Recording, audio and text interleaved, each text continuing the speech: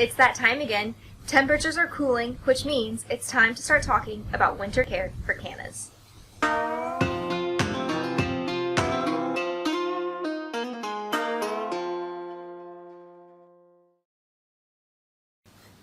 Thanks for tuning in. I'm Madison, and welcome to Canna Farm. Cannas are summer-loving tropical plants that don't do well once the temperatures turn cold. Winter care varies based on location.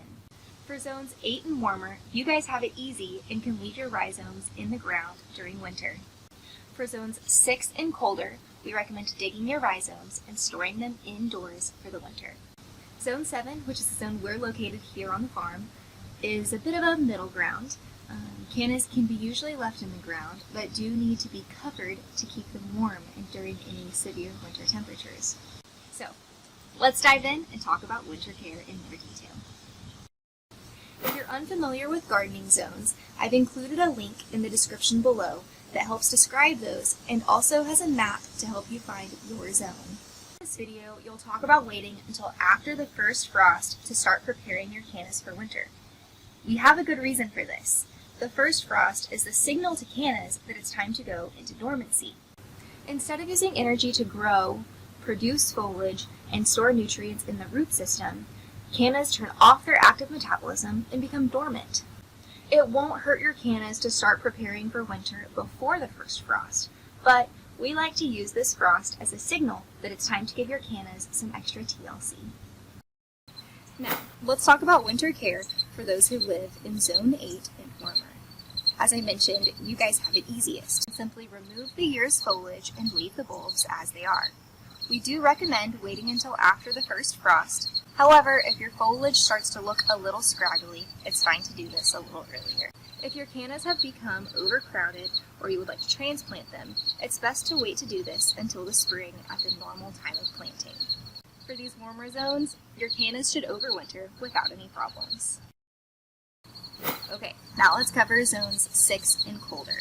Winter care for you guys looks a little bit different because your cannas won't survive the winter in the ground. This is why we recommend digging and storing your cannas indoors for the winter to be replanted in the spring. After the first frost is a great time to do this, but you can do it earlier.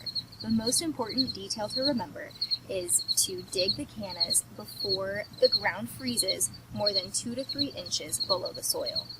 If cannas freeze, they will not grow again the following year. For more details on digging and storing, you can watch our YouTube video. It's linked below.